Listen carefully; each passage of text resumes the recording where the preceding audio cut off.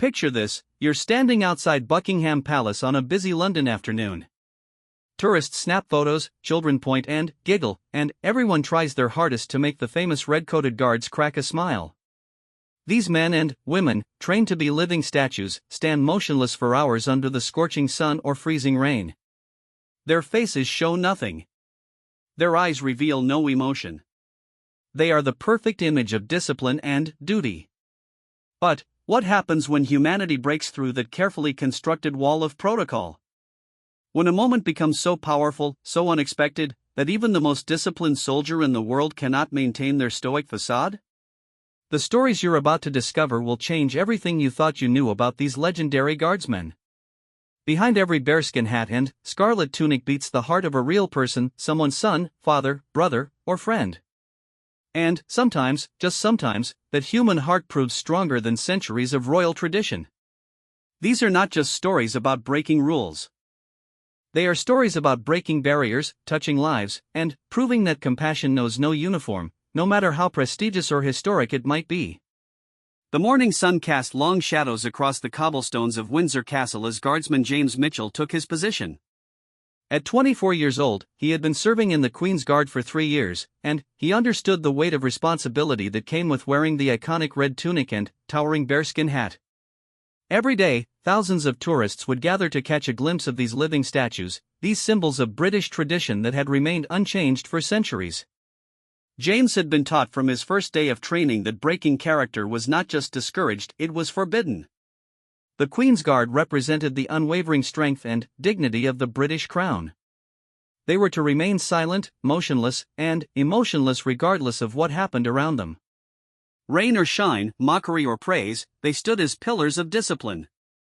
On this particular Tuesday morning, something would challenge every rule he had ever learned. A small group of tourists had gathered near his post, as they did every day. Most were content to take photographs from a respectful distance, but there was always someone who tried to get a reaction. James had learned to ignore the silly faces, the loud jokes, and the attempts to startle him. His training had prepared him for all of this. What his training had not prepared him for was the sight of 8-year-old Emma Thompson. Emma was different from the other children who visited the castle. She wasn't trying to make him laugh or testing his resolve. Instead, she sat quietly in her wheelchair, her big brown eyes filled with wonder as she watched him with genuine fascination. Her mother, Sarah, had brought her to London as a special treat after Emma had spent months in the hospital receiving treatment for a rare form of childhood leukemia. For Sarah, this trip represented hope. Emma had responded well to treatment, and the doctors were cautiously optimistic. After so many months of sterile hospital rooms and worried whispers, Sarah wanted to show her daughter something magical, something that would remind them both that there was still beauty and wonder in the world. Emma had always been fascinated by stories of knights and castles. During her long days in the hospital, Sarah would read her tales of brave guardians who protected kingdoms and kept people safe. When Emma saw James in his magnificent uniform, standing tall and proud, she whispered to her mother that he looked just like the knights in her favorite stories. James noticed the little girl immediately, though he gave no outward sign of acknowledgement. There was something about her quiet presence that was different from the usual crowd. While other children shouted and pointed, Emma simply watched with the kind of respectful admiration that reminded him why he had chosen this path of service in the first place. As the morning progressed, Emma and her mother remained near his post. Sarah had noticed her daughter's fascination and decided to let Emma take her time. After months of rushed medical appointments and treatments, there was something peaceful about letting Emma simply sit and observe something that brought her joy. James began to notice small details about the little girl. Her pale complexion spoke of recent illness, and the careful way her mother positioned her wheelchair suggested ongoing health challenges. But it was Emma's eyes that captured his attention. They held a maturity beyond her years, the kind that comes from facing difficult circumstances with remarkable courage. Around midday, something unexpected happened. A group of rowdy teenagers had been growing increasingly bold in their attempts to distract James. They had progressed from silly faces to loud music played from a portable speaker. When the castle security guards moved to intervene, the teenagers became defiant, their voices rising as they argued about their rights as tourists.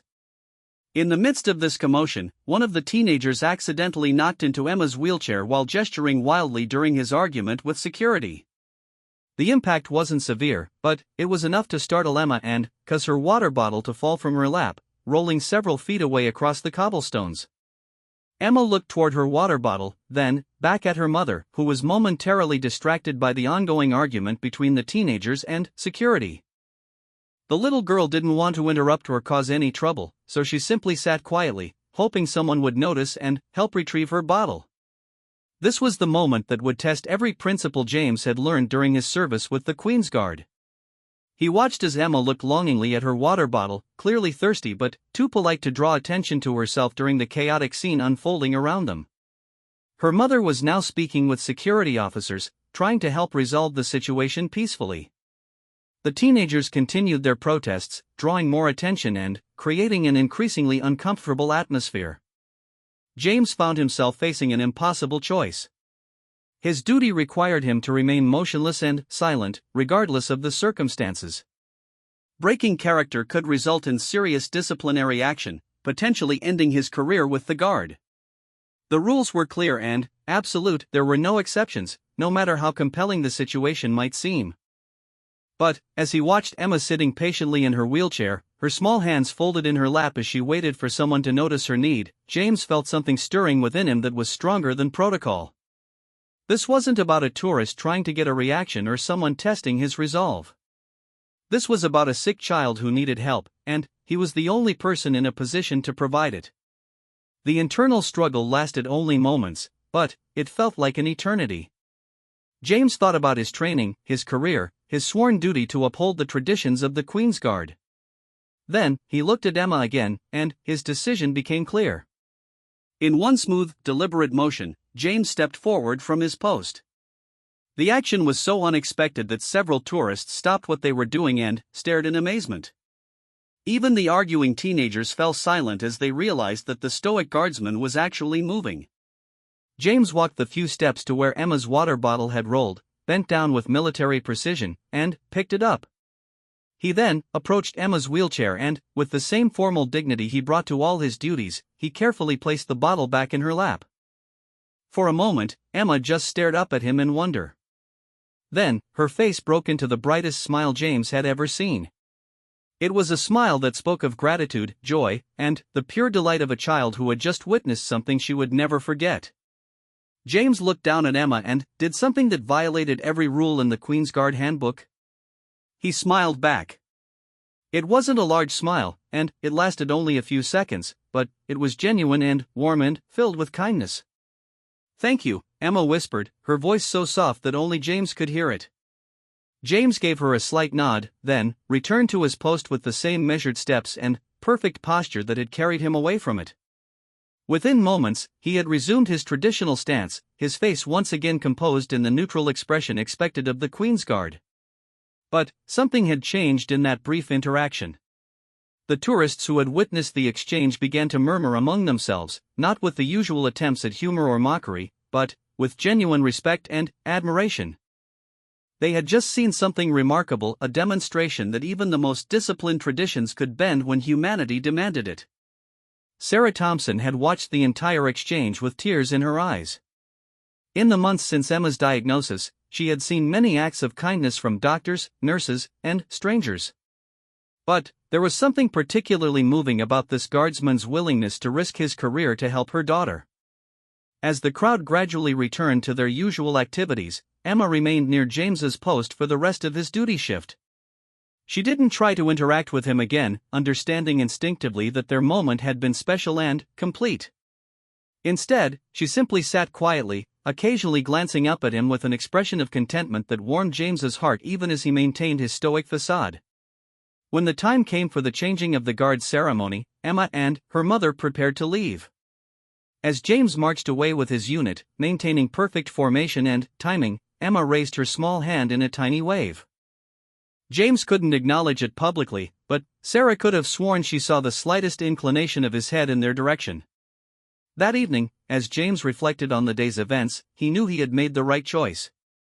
He had risked his career and broken sacred protocols, but he had also reminded himself and everyone who witnessed the exchange that behind every uniform, every title, and every tradition, there beats a human heart capable of compassion.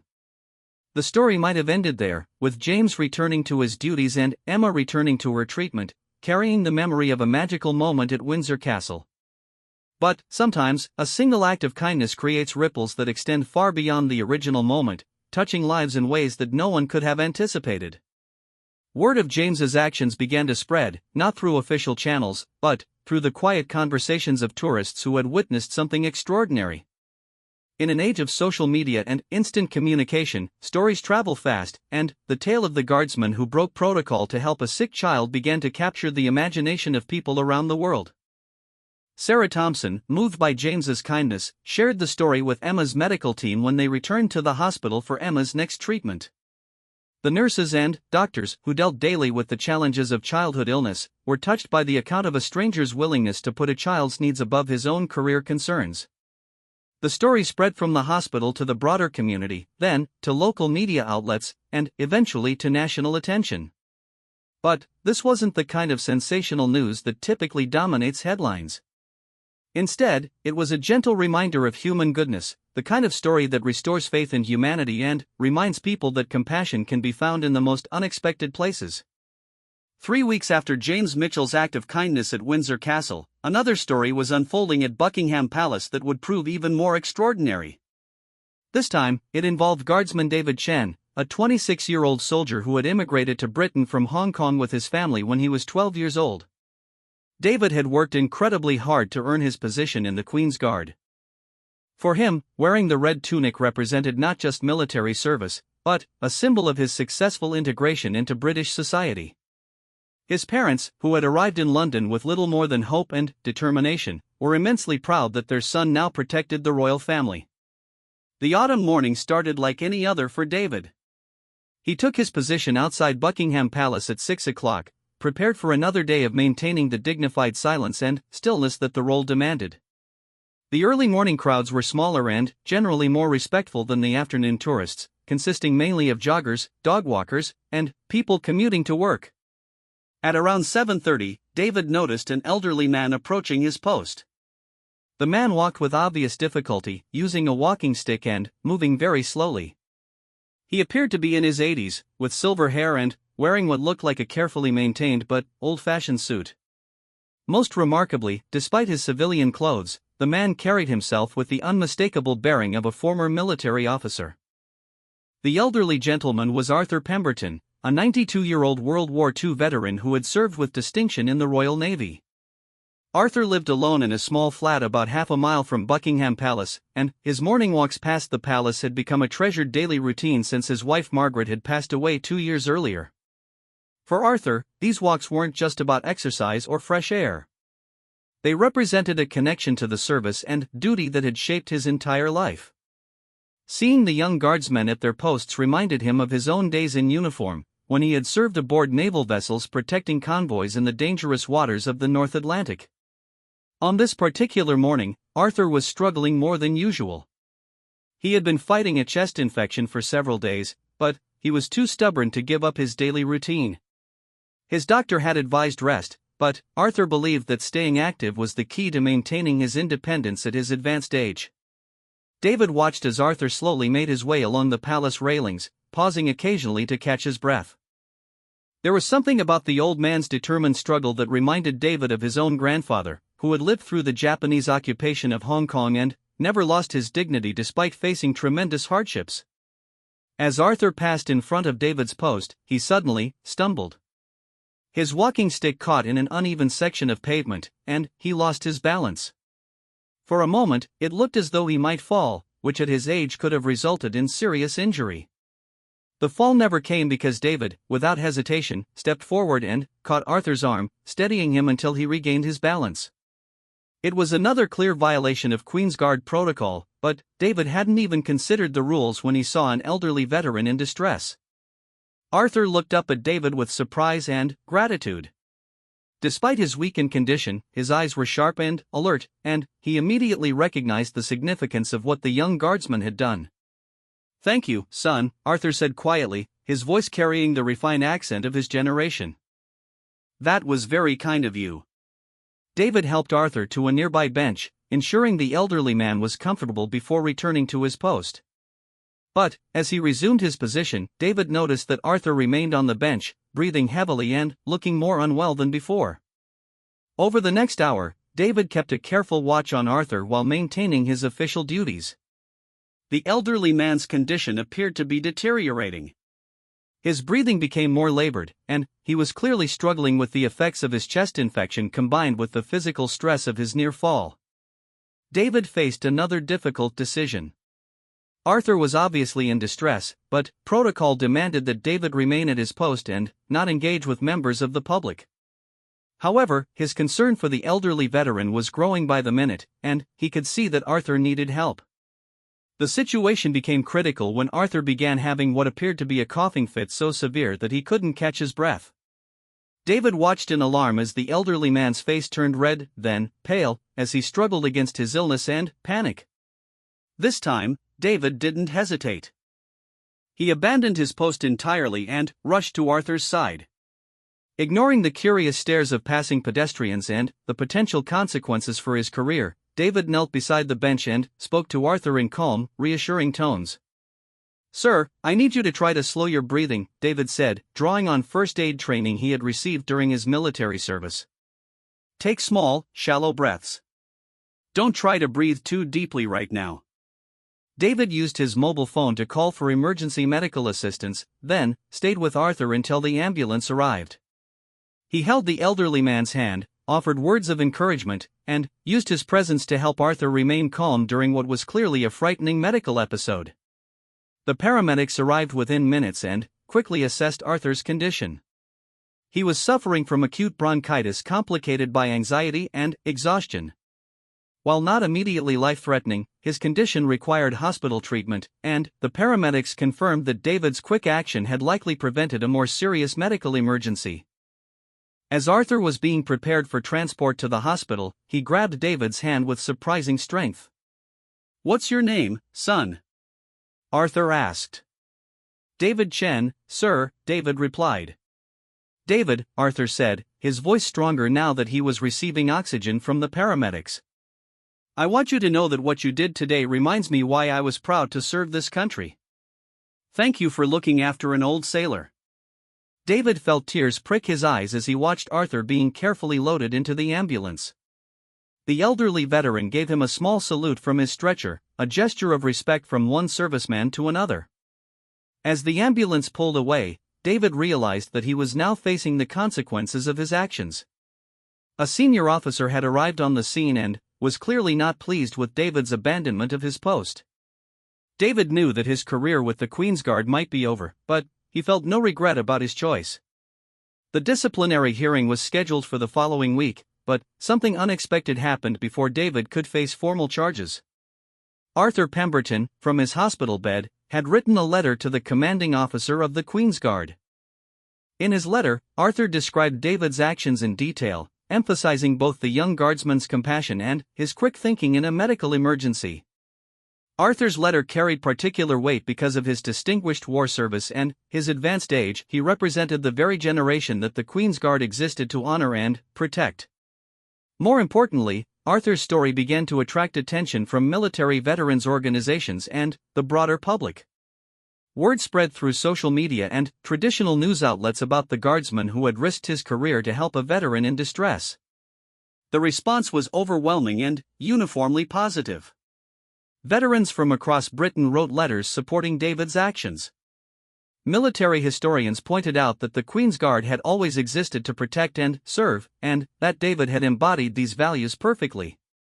Even members of the royal family were reportedly impressed by the young guardsman's compassion and quick thinking. The commanding officer found himself in an unusual position. Technically, David had violated clear protocols and deserved disciplinary action. However, the public response made it clear that David's actions were seen not as insubordination, but as the highest form of military service, putting the welfare of others above personal concerns. During the disciplinary hearing, David stood at attention and accepted full responsibility for his actions. He made no excuses and offered no justification beyond his belief that Arthur needed help and he was in a position to provide it. The commanding officer listened to David's statement, then surprised everyone in the room by announcing that David would not face disciplinary action. Instead, his actions would be recognized as exemplifying the highest traditions of military service. "Guardsman Chen," the officer said, "your actions remind us that our first duty is always to serve others, regardless of the personal cost. The Queen's Guard exists to protect and serve, and you have done both with distinction." Arthur Pemberton recovered fully from his chest infection and was released from the hospital after 3 days. His first request upon returning home was to visit Buckingham Palace and thank David personally. The reunion between Arthur and David took place during David's off-duty hours, arranged quietly by the palace administration. Arthur arrived wearing his World War II medals, a gesture of respect for the young man who had come to his aid. "David," Arthur said, shaking the guardsman's hand warmly, "I want you to know that in all my years of service, I never met a finer example of what it means to be a soldier." David was moved by Arthur's words, but what happened next surprised him even more. Arthur had contacted other veterans in London, sharing David's story and organizing a small gesture of appreciation. Over the following days, David began receiving letters and cards from veterans across Britain. Many shared their own stories of service and sacrifice, but all expressed their gratitude for David's willingness to help a fellow serviceman in need. The letters came from veterans of World War II, Korea, the Falklands, Northern Ireland, Iraq, and Afghanistan. Each writer emphasized that David's actions represented the best traditions of British military service, traditions that transcended specific conflicts or generations. One letter particularly moved David. It came from the widow of a soldier who had been killed in Afghanistan, thanking David for showing that the values her husband had died defending, compassion, courage, and selfless service, were still alive in the next generation of British servicemen. These letters and the continued public support transformed David from a guardsman who had broken protocol into a symbol of military virtue. His story, combined with James Mitchell's earlier act of kindness, began to change public perception of the Queen's Guard from rigid disciplinarians to compassionate protectors. The impact extended beyond individual recognition. Military leadership began to quietly review protocols, looking for ways to maintain traditional discipline while allowing for appropriate humanitarian responses. The stories of James and David had highlighted the tension between rigid adherence to rules and the fundamental military values of protecting and serving others. Training programs for new guardsmen began to include discussions of situational judgment and the importance of balancing protocol with humanitarian concerns. While the traditional standards of discipline and bearing remained unchanged, recruits were taught that true military honor sometimes required making difficult decisions about when rules should bend in service of higher principles. The third story in this remarkable series of events began 6 months later at the Tower of London, where guardswoman Rebecca Martinez had been stationed for her first assignment with the Queen's Guard. At 23, Rebecca was one of the relatively few women to serve in this prestigious role, and she felt the weight of representing not just military excellence, but breaking gender barriers in one of Britain's most traditional institutions. Rebecca had grown up in a military family. Her father had served in the British Army for 25 years, and she had spent her childhood moving between different bases around the world. This nomadic upbringing had taught her to adapt quickly to new situations and to find strength in helping others during times of uncertainty. The Tower of London presented unique challenges compared to the more familiar settings of Buckingham Palace or Windsor Castle.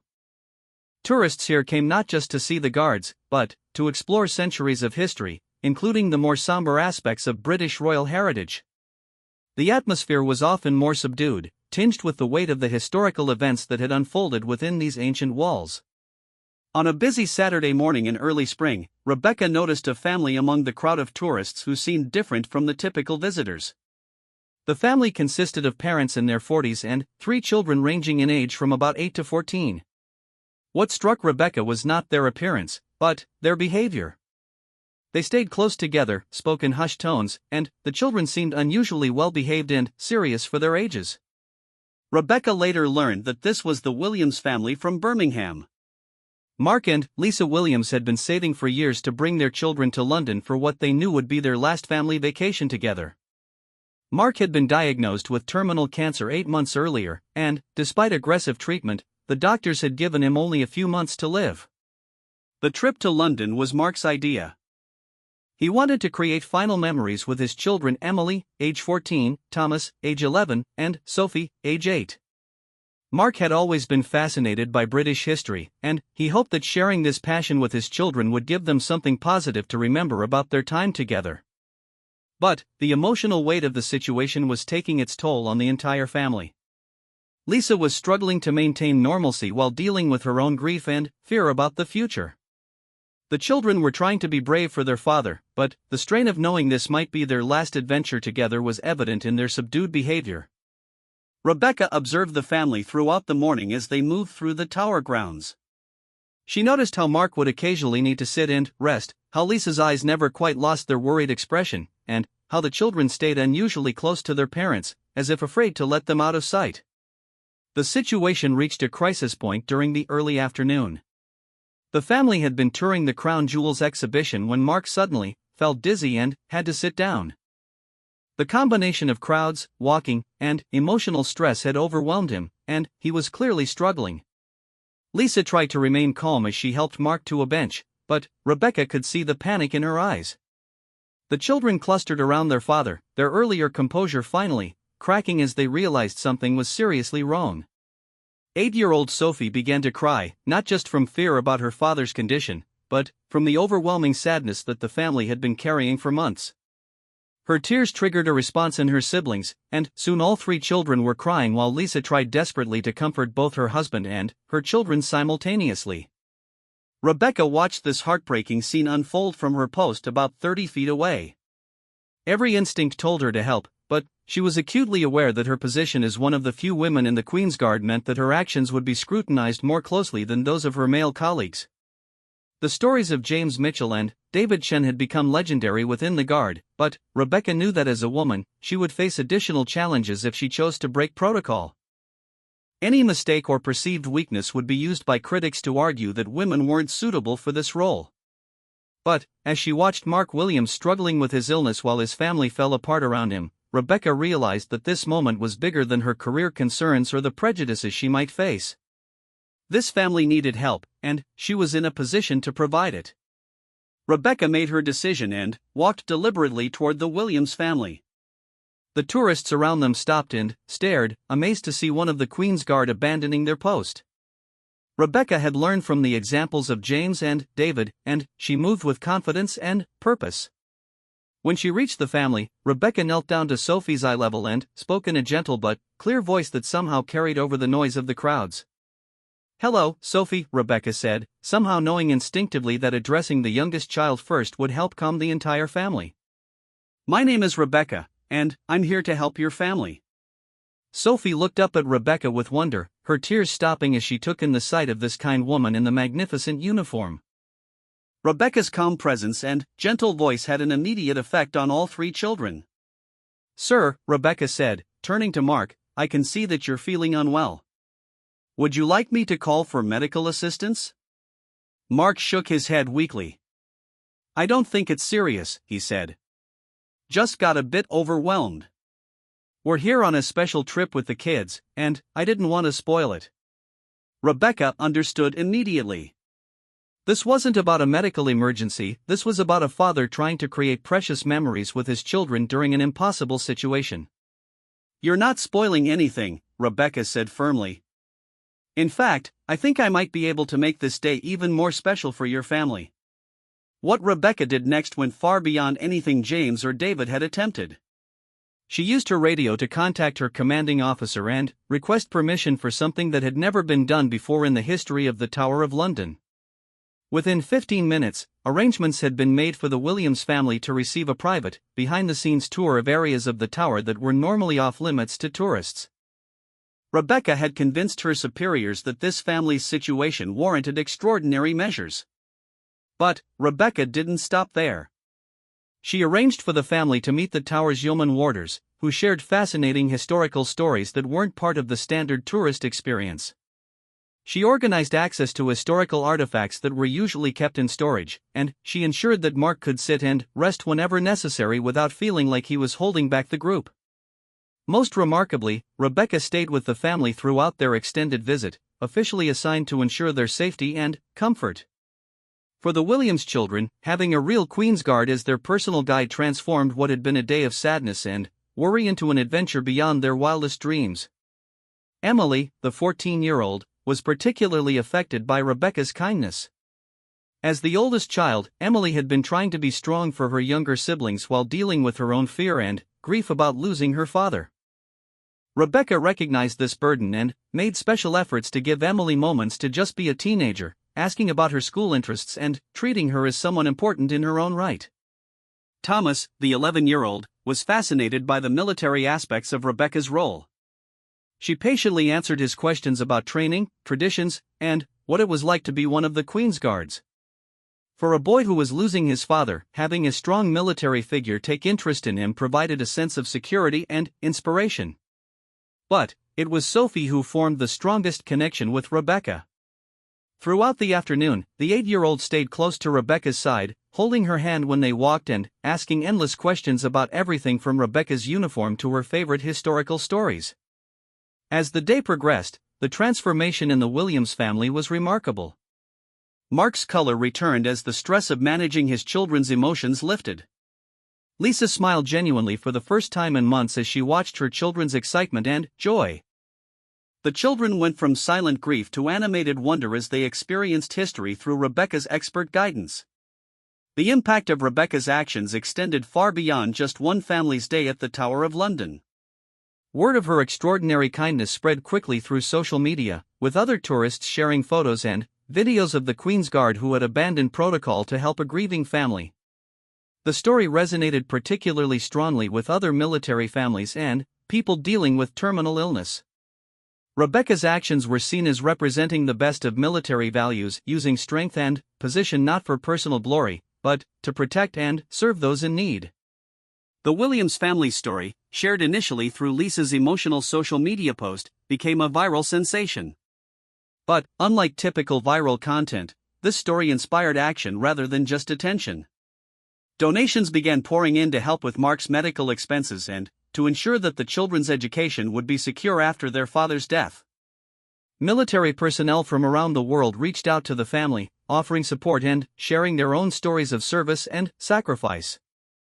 Rebecca had inadvertently created a global community of people united by compassion and the desire to help a family in crisis. The impact on Rebecca's career was, once again, entirely positive. Like James and David before her, she found that breaking protocol to help others had actually enhanced rather than damaged her professional standing. Military leadership recognized that her actions embodied the highest traditions of service and sacrifice. More significantly, Rebecca's story helped change perceptions about women in traditionally male military roles. Critics who had questioned whether women could maintain the discipline and dignity required of the Queen's Guard found it difficult to argue against someone who had demonstrated such exceptional judgment, compassion, and leadership. Mark Williams lived for 4 more months after the family's visit to the Tower of London. During that time, he often spoke about the day when a Queen's Guard had made his children feel special and important during one of the most difficult periods of their lives. The memory of Rebecca's kindness became a source of comfort for the entire family. After Mark's death, the Williams children maintained contact with Rebecca through carefully managed correspondence. She became a positive role model for them, representing strength, service, and the importance of helping others during difficult times.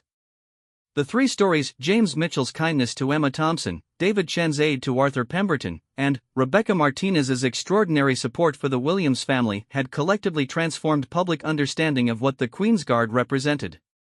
No longer seen as inflexible enforcers of ancient protocol, the Guards were now understood as compassionate protectors who embodied the best values of military service. Their willingness to risk their careers to help others had elevated the institution rather than diminished it. The changes went beyond public perception. Military training programs began incorporating the lessons learned from these incidents. New guards were taught that true discipline sometimes required making difficult judgments about when humanity should take precedence over protocol. The Queen herself was reportedly moved by these stories and privately commended the actions of all 3 guards. While maintaining the traditional standards and dignity of the institution, she supported the idea that compassion and service should always be at the heart of military duty. Years later, James, David, and Rebecca all continued their military careers with distinction. Their brief moments of breaking character had not ended their service but had instead defined it, proving that the greatest acts of military courage often happen not on battlefields, but in quiet moments when someone chooses to help another human being in need. Their stories continue to inspire new generations of guards and military personnel, serving as reminders that behind every uniform stands a person capable of extraordinary compassion, and that the highest form of service is always service to others, regardless of the personal cost.